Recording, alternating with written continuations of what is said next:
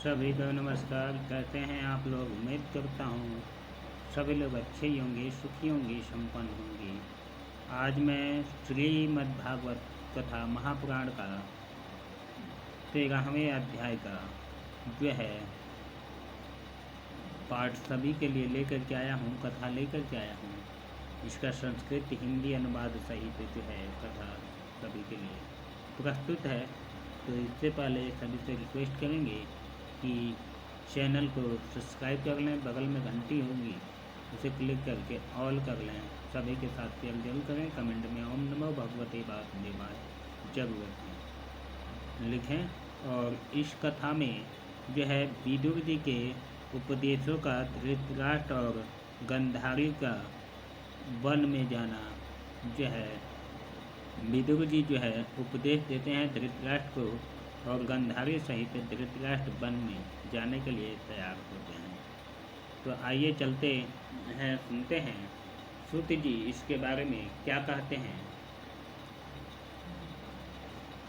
सबसे पहले जो है संस्कृत में पाठ करेंगे, उसके बाद तो इसका हिंदी अनुवाद बताएंगे। सूत उवाच विदुरस्तीर्थयात्रायां मैत्रेयात्मात्मनो गतिं ज्ञात्वा गद्भारितनं पुरं तथा वाप्य विविदितः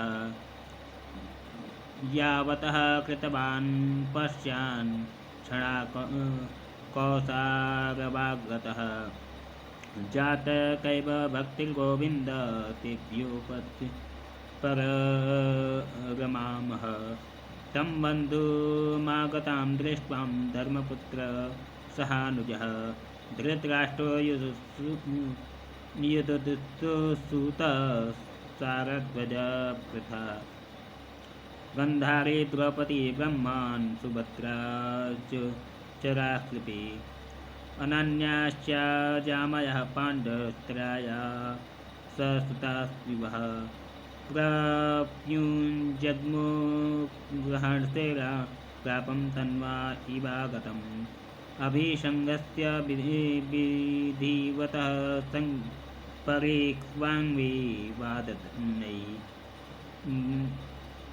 मुमुक्षु प्रेमवापश्च विहरोत्कण्ठपकातरः राजा तमर्याश्चक्रे कृतवान् तत्परिग्रहम् तं भुक्तवन्तं विश्रान्तमातीनं सुखमापते मुखमासने प्रश्नद्यावप्तराजा ग्रहावेशं च प्रणवताम्। अब चलिए इसका हिंदी अनुवाद सुन लेते हैं। सूत जी कहते हैं कि विदुर जी तीर्थ यात्रा में महर्षि मैत्रेय से आत्मा का ज्ञान प्राप्त करके हस्तिनापुर लौट करके आए थे।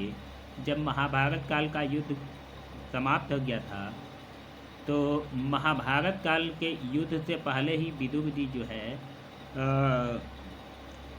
महर्षि मैत्रेय के यहाँ आत्मज्ञान का शिक्षा ले रहे थे।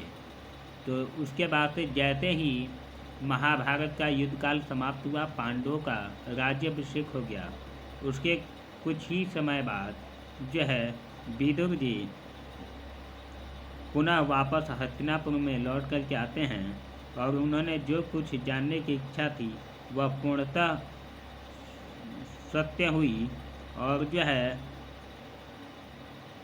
उन्हें जो कुछ जानने की इच्छा भी थी वह पूर्ण हो गई थी।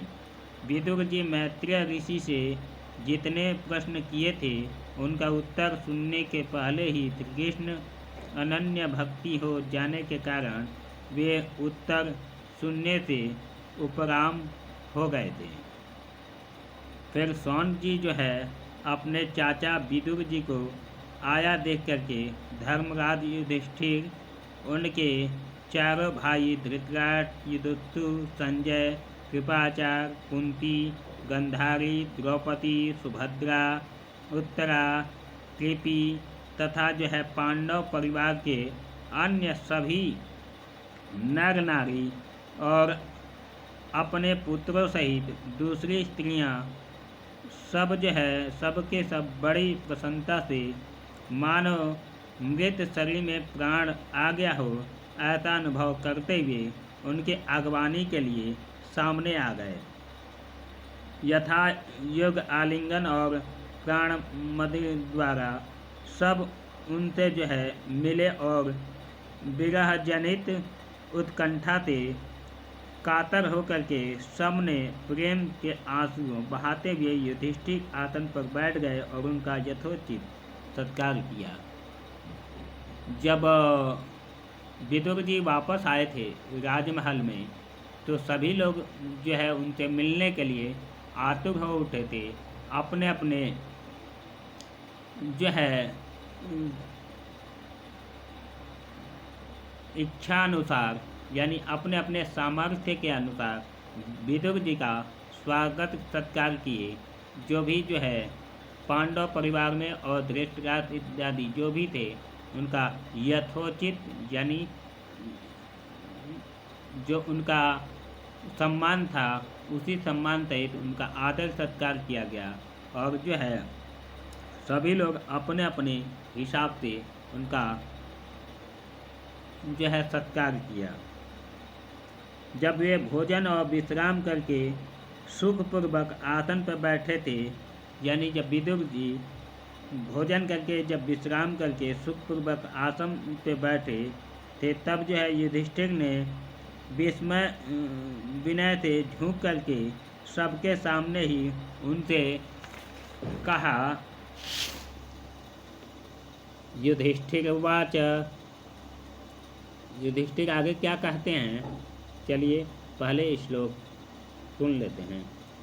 अपि स्मरथ यो युष्मत् पक्ष छाया समेधितान् विपदागणाद्विषण्यादेमोक्षित यत्समात्रिकः कया वृत्त्याधर्ततं वस्य विद्धीक्षितमण्डलं तीर्थानि क्षेत्रमुखानि सेवितानि भूतले भवद्विद्या भागवतीर्थान् भूतां स्वयं विभो तीर्थ कुर्वन्ति तीर्थानि स्वान्तस्तेन गदाभृताम् अपि न सुहृदस्थान् बान्धवा कृष्णदेवता दृष्ट्वा सुता वा यतवा स्वपूर्णमुखमासते। इत्युक्तो धर्मराजेन सर्वं धर्मसमर्पयत् यथा भोवृतं क्रमशो विना यदुकुलक्षयम् नन्वप्रियं दुर्वेद्यं नृणां स्वयं भूमस्थितं नावदत् शरणो दुःखितान् दुर्दुष्टुक्षमः कञ्चित् कालमता याति तित्यक्तो देवसुखम् भ्रातुर्ज्येष्ठं श्रेयस्कृत्वां तेषां कृतिमवाहम् अपि भ्रम्यामातदण्डनं यद्यावद्याकारिषु तद्वारं शूद्रकां स्वापद्वर्षयतं यमः। युधिष्ठिर जी कहते हैं कि हे चाचा जी वैसे पक्षी अपने अंडों को पंखों के छाया के नीचे रख करके उन्हें रोते और बढ़ाते हैं सेते हैं। यानी पक्षी भी जब अंडे देते हैं तो अपने अंडे को पेड़ के अपने घोंसले यानी वृक्ष के साया में रख करके उसे सेते हैं और उसे बढ़ाते हैं। वैसे ही आपने अत्यंत मत्सल्य से अपने कर कमलों छत्र छाया में हम लोगों को पाला पोसा है और बार बार आपने हमें और हमारी माता को विषदान और लाक्षागृह के दान आदि से विपत्तियों से बचाया है। क्या आप कभी हम लोगों को भी याद करते रहे? आपने पृथ्वी पर विचरण करते समय किस वृत्ति से जीवन निर्वाह किया और आपने पृथ्वी तल पर किन किन तीर्थों और मुख्य क्षेत्रों का सेवन किया। हे प्रभु आप जैसे भगवान के प्यारे भक्त स्वयं भी तीर्थ स्वरूप होते हैं। आप लोग हमें अपने हृदय में विराजमान भगवान के द्वारा तीर्थों का भी महातीर्थ बनाते हुए विचरण करते हैं। युधिष्ठिर कहते हैं विदुर जी से कि हे चाचा जी, आप तो जो है वन में भटकते हुए पता नहीं कहाँ थे और इतने दिन बाद लौट कर के आए हैं, तो क्या हम लोगों की याद आपको आती भी थी कि नहीं? और आप तो स्वयं भगवान के भक्त हैं, और जो है जहाँ भगवान के भक्त विराजमान होते हैं वो स्वयं एक तीर्थ हो जाता है। तो उस ईश्वर लीला छवि को के बारे में हमें भी कुछ बताएं। फिर आगे युधिष्ठिर कहते हैं कि चाचा जी, आप तीर्थ यात्रा करते हुए द्वारका भी अवश्य ही गए होंगे। वह हमारे सुहृद एवं भाई बंधु यादव लोग, जिनके एकमात्र आराध्य देव श्री कृष्ण है, अपनी नगरी में सुख से हैं ना? आपने यदि जा करके देखा नहीं होगा तो सुना तो अवश्य ही होगा। युधिष्ठिर से इस प्रकार पूछने पर विदुर जी ने तीर्थों और यदुवंशियों के संबंध में जो कुछ देखा सुना और अनुभव किया था सब क्रम से बतला दिया। केवल यदुवंश के विनाश की बात नहीं कही। करुण हृदय विदुर जी पांडवों के दुखी नहीं देख सकते थे, इसलिए उन्होंने वह अप्रिय एवं असह्य घटना पांडवों को नहीं सुनाई, क्योंकि वह तो स्वयं ही प्रकट होने वाली थी। यानी जब युधिष्ठिर जी ने पूछा था कि हे चाचा जी, आप तो तीर्थ यात्रा करते करते द्वारका भी गए होंगे, यदुवंशियों में भी गए होंगे, जो कृष्ण बात जी जो हमारे भाई हैं, बलराम जी जो भाई हैं यदुवंशी में, वहाँ के बारे में तो सुना ही होगा कम से कम, अगर नहीं गए होंगे तो कम से कम वहाँ के बारे में कुछ हमें बता दीजिए जो कुछ भी जानते हैं। तो विदुर जी वो सारी चीज़ें उन्हें बताते हैं और समझाते हैं, लेकिन यदुवंश का जो विनाश हो रहा था उसके बारे में विदुर जी युधिष्ठिर को नहीं बताते हैं, क्योंकि वो अच्छी तरह से जानते थे कि यह सब सुन करके जो है पांडव विचलित होंगे और काफ़ी परेशान होंगे। आगे कहते हैं कि पांडव विदुर जी का देवता के समान सेवा सत्कार करते थे। वे कुछ दिनों तक अपने बड़े भाई धृतराष्ट्र की कल्याण कामना से सब लोगों को प्रसन्न करते हुए सुखपूर्वक हस्तिनापुर ही रहे। विदुर जी तो साक्षात धर्मराज थे और मांडव्य ऋषि के श्राप से ही 100 वर्ष के लिए शूद्र बन गए थे। इतने दिनों तक यमराज के पद पर अर्यमा थे और वही पापियों का उचित दंड देते थे। इसमें जो है प्रमाण के तौर पे बताया गया कि एक समय किसी राजा के अनुचरों द्वारा कुछ चोरों को मांडव्य ऋषि को आसन पर पकड़ा। उन्होंने समझा कि ऋषि भी चोरों में शामिल होंगे, अतः वे भी पकड़ लिए गए और राज आज्ञा के सबके साथ उनको भी सूली पे चढ़ा दिया गया। राजा को यह पता लगते ही कि यह महात्मा है, ऋषि को सूली से उतार दिया और हाथ जोड़ करके उनसे अपना अपराध क्षमा कराया। मांडव्य जी ने यमराज के पास जाकर के पूछा कि मुझे किस पाप के फलस्वरूप यह दंड दिया गया है। तब जो है यमराज ने बताया था कि आपने लड़प्पन में एक टिंगे की कुछ से नोक छेद दिया था, इसीलिए आपको जो है यह दंड मिला है। और जो है इस पर मुनि ने कहा था कि मैंने अज्ञानवश ऐसा किया था, उस छोटे से अपराध के लिए तुमने मुझे बड़ा कठोर दंड दिया है, इसलिए तुम 100 वर्ष तक शूद्र योनि में रहोगे। मांडव्य ऋषि के इस श्राप से ही यमराज विदुर के रूप में अवतार लिए थे। यह जो है कुलध्वन पुराण में जो है प्रथम अध्याय खंड कुलध्वम में जो है बताया गया है कि प्रतिक्रिया पश्योहम न कुश्चितम। इस प्रकार श्लोक भी है प्रमाणिक तौर पे। आगे जो है युधिष्ठिर जी कहते हैं, युधिष्ठिरो लब्ध्वा राजो दृष्ट्वा पौत्र कुलधरम भातृलिब्धोकपालाब्धे मुहूर्ते प्रयासृतम् एवं गृहेषु सक्तानां प्रमत्तानां यदि द्वया अत्यक्रामद्विज्ञातं कालम परमद्विस्तरं विदुरस्तभिप्रिय धृष्टराष्ट्रमभासत राजनिर्गम्य शीघ्रं पश्येत् भयमागतम् प्रतिक्रियां न स्येदं ऋचश्चर्चेद्विप्रभो स एवं भगवान् कालः सर्वेषां न समागत येन भयवापिनो यं प्राणे प्रियमैरपि जनः सद्यो विपुष्ट्येन किमुद्दान्दैव जनादिभिः पित्रे भात्रे गुह्यपुत्रा हतास्ते विगतं दया आत्मा चं जज्ञागतः पर गेहमुपासते अहो महीयति जन्तु विना विताताय भवान् भीमार्पवर्जिता पिण्ड मा दत्ते गृहपालव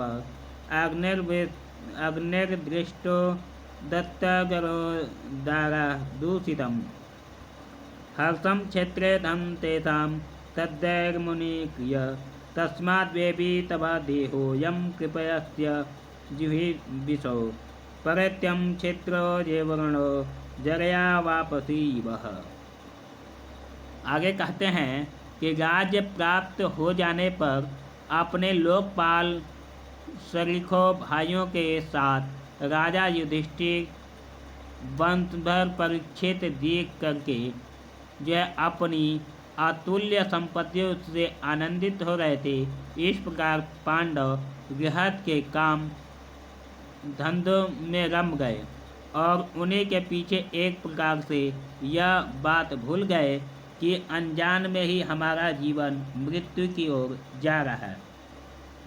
अब देखते देखते सबके सामने वह समय आ पहुंचा जिसे कोई टाल नहीं सकता था। परंतु विदुर जी ने काल की गति जान करके अपने बड़े भाई धृतराष्ट्र से कहा कि हे महाराज, देखिए अब बड़ा भयंकर समय आ गया है, झटपट यहाँ से निकल चलिए।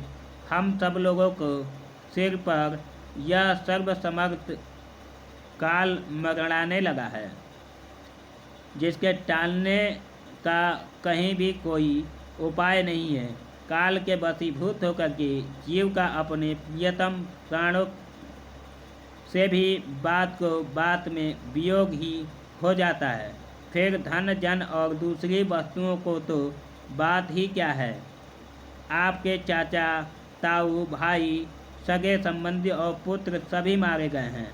आपकी उम्र भी ढल चुकी है, शरीर बुढ़ापे का शिकार हो गया है, आप पराए घर में पड़े हुए हैं।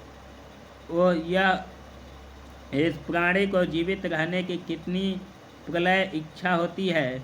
इसी के कारण तो आप भीम का दिया हुआ टुकड़ा खा करके कुत्ते सा जीवन बिता रहे हैं, जिनकी आपने आग में जलाने की चेष्टा की, विष देकर मार डालना चाहा, भरी सभा में जिनकी विवाहिता पत्नी को अपमानित किया, जिनकी भूमि और धन छीन लिए, उन्हीं के अन्न से पके हुए प्राणों की रखने में क्या गौरव है। आपके अज्ञान के हृदय हद हो गई है कि अब भी आप जीना चाहते हैं, परंतु आपके चाहने से क्या होगा। पुराने वस्त्र की तरह बुढ़ापे की गला हुआ आपका शरीर आपके न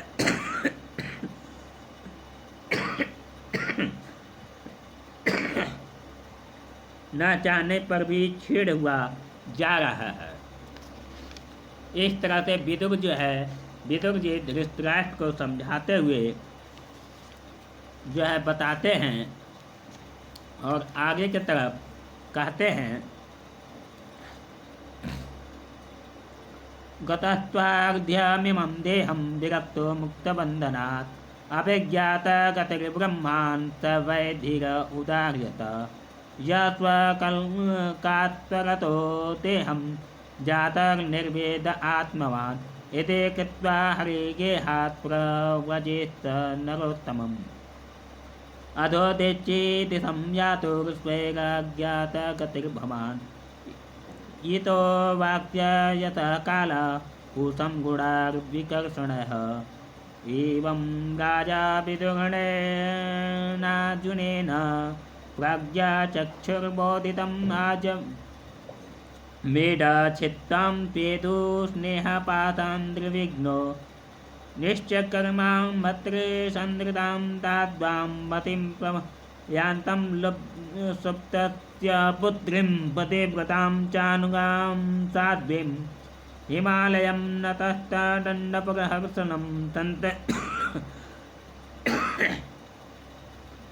मनश्चित्वामिमं सत्समग्रप्रहार अजातशत्रुं कृतमैत्रकृतघ्ने विप्राय न त्वं त्रिकलोर्भुक्तिरुक्यमयि ग्रन्थं प्रविष्टं गुरुवन्दनाय न चाप्ययत्परितं स्ववल्लभे च तत्र संजयामातिशं प्रपक्ष द्विजमानसं यावत्सल्लेवदं नत्वा बद्धोः नत्य चैत्रयम् अम्बाश्च हतपुत्रां तां पित्रे स्वां क्व गतं गृहात् अपि मत्यकृतज्ञ हन्त बन्धुश्च भार्यया असमानस्तल्लं गंगायं दुखिलं मतात्।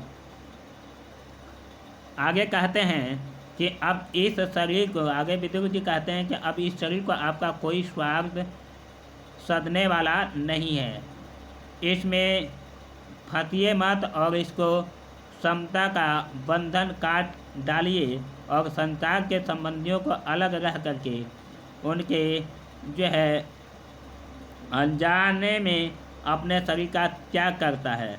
वही धीर कहा गया है, चाहे वह अपने समझ से ही या दूसरों के समझने से, जो इस संसार को दुख रूप समझ करके इससे विरक्त हो जाता है और अपने अंतकरण में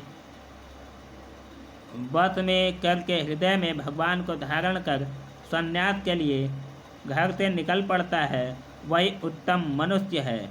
इसके आगे जो समय आने वाला है वह प्रायः मनुष्य गुणों से घटाने वाला होगा। इसलिए आप अपने कुटुंबियों से छिप करके उत्तराखंड में चले जाइए। जब छोटे भाई विदुर के अंधे राजा धृतराष्ट्र को इस प्रकार समझाया, तब उनकी प्रज्ञा नेत्र खुल गई और वे भाई बंधुओं से सुदृष्ट स्नेह पाथों की काट करके अपने छोटे भाई विदुर के दिखलाए हुए मार्ग पे निकल पड़े।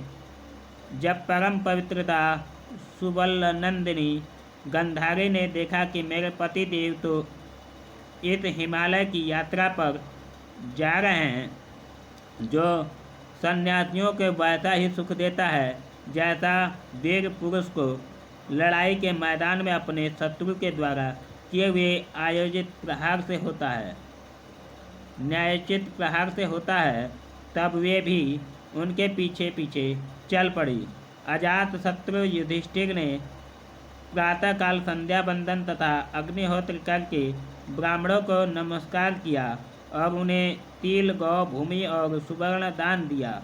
उसके बाद जब वे गुरुजनों की चरण वंदना के लिए राजमहल की ओर गए, तब उन्होंने धृतराष्ट्र, विदुर तथा गंधारी दर्शन नहीं हुए। युधिष्ठिर ने विघ्नचित हो करके वहीं बैठे हुए संजय से पूछा, संजय, मेरे भी वृद्ध और नेत्रहीन पिता धृतराष्ट्र कहाँ है? पुत्र शोक से पीड़ित दुखिया माता गंधारी और मेरे परम हितैषी चाचा विदुर जी कहाँ चले गए? ताऊ जी अपने पुत्र और बंधुओं बांधवों के मारे जाने से दुखी थे। मैं बड़ा मंदबुद्धि हूँ, कहीं मुझसे किसी अपराध की आशंका करके माता गांधारी गंगा जी में तो नहीं कूद पड़ी। ऐसा कहते हुए युधिष्ठिर पूछते हैं, फिर जो है आगे कहते हैं कि पितुर्युः परस्ते पांडव सर्वान् युद्धो हृदय से सुना अरक्षतां व्यसतां पितृभ्यो व सुताक्षितः।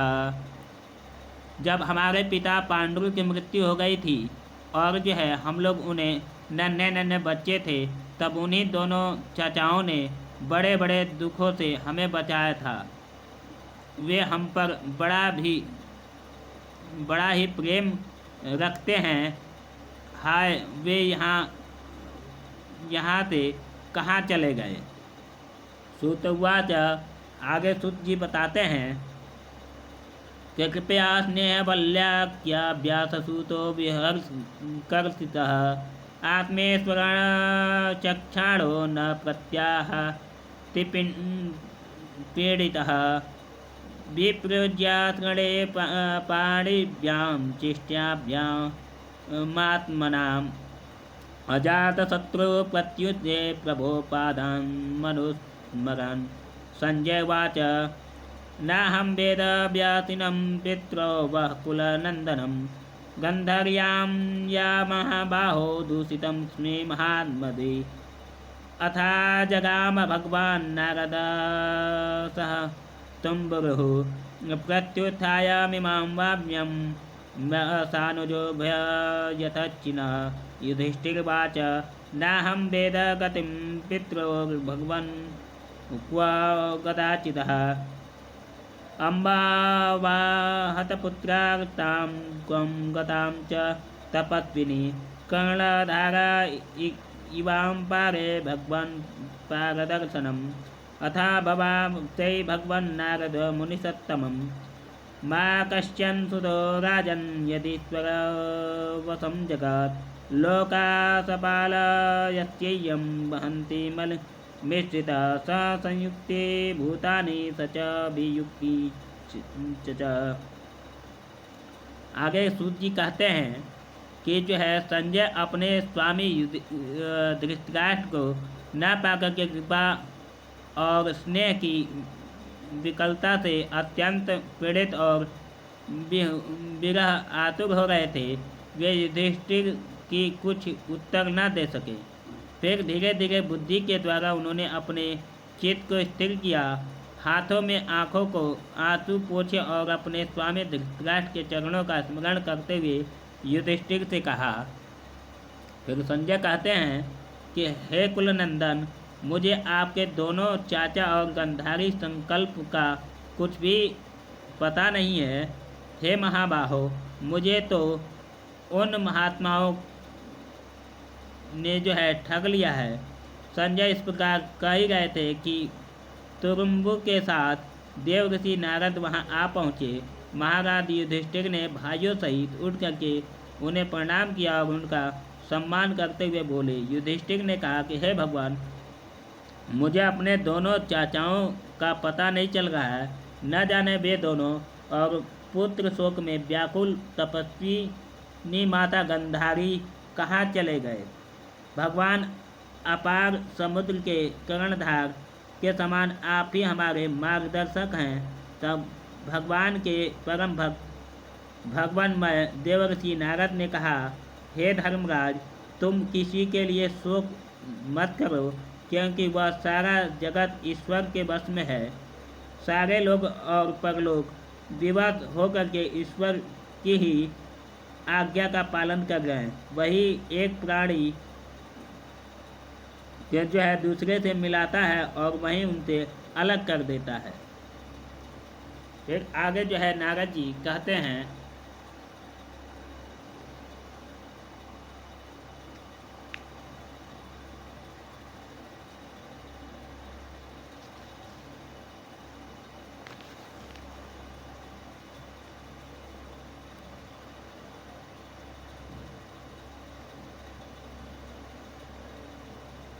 कथा को यहीं पे विराम देते हैं, क्योंकि ज़्यादा लंबा वीडियो नहीं बन पाता है।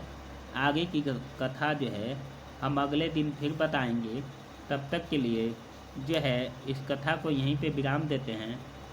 पूरी कथा सुनने के लिए चैनल को सब्सक्राइब जरूर कर लें और हमारे साथ जो है श्रीमद् भागवत कथा महापुराण सुनने के लिए वीडियो को लाइक शेयर सब्सक्राइब जरूर करें। कमेंट में ओम नमो भगवती वासुदेवाय जरूर लिखें। और जो है मैं आपसे लाइव बात कर रहा था वैदिक पंडित प्रमोद कुमार दुबे। इस समय हमारा नवीन एड्रेस है लुधियाना में। इस समय लुधियाना निवास स्थान पे मैं पंजाब में हूँ, भारत में। तो इस कथा को यहीं पे अभी तत्काल के लिए विराम देते हैं। बाकी की कथा हम अगले वीडियो में लेकर के आएंगे। तब तक के लिए सभी को एक बार ओम नमो भगवते वासुदेवाय। सभी को नमस्कार।